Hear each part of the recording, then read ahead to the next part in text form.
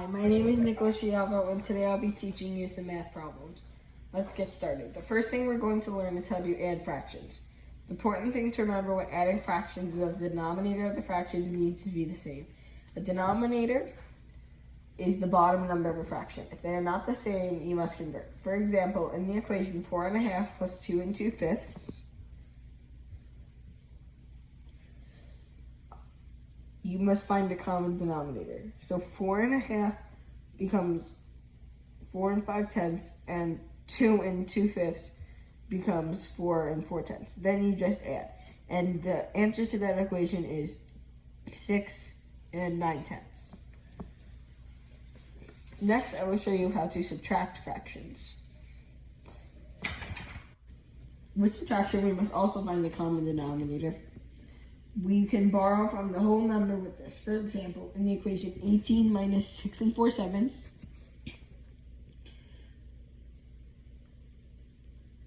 we must find the common denominator. We can borrow from the whole number 18. So 18 becomes 17 7/7, and 6 4/7 becomes 6 4/7.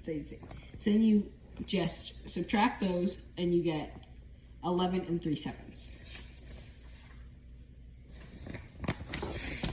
Multiplying fractions has a few more steps. When multiplying, we must convert all mixed numbers to improper fractions. An improper fraction is all mixed numbers, is when the number is larger than the denominator. If we take the equation 2½ minus 1/5, we must convert these to mixed numbers. We must convert these mixed numbers to improper fractions. So for 2½, it changes into 2 5/2, and then 1½ turns into 6/2. And then you just multiply the two improper fractions into 30/10, and you change that into regular form, and then you get 3. So the answer to that equation is 3. Dividing fractions is the same as multiplying fractions, but we need to flip the second fraction to get what is called the reciprocal. For example, in the equation 9/10 divided by 1/2,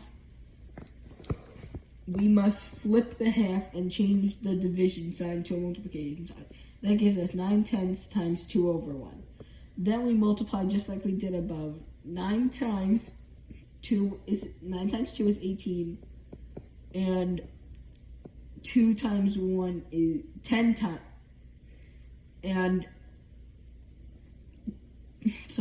9 times 2 equals 18, and 10 times 1 equals 10. So 18 equals 1 8/10, and then that also equals 1 4/5. So that's the answer to that equation. Next, we're going to look at a triangle.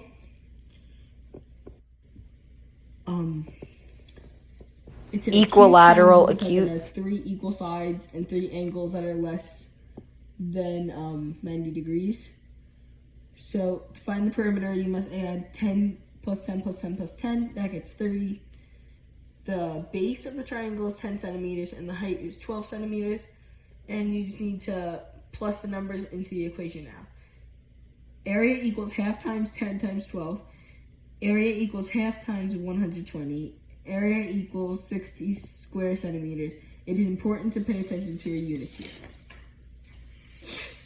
Our second triangle can be classified as a scaling right triangle because it has 3 sides with different lengths and has 1 right angle.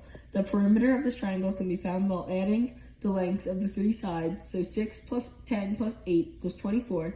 The same formula for area is used here. Area equals half times the base times the height. Area equals half times the base, which is 8 times the height, which is 6. Area equals half times 48, and area equals 24 centimeters. Thank you for following along, and have a nice summer.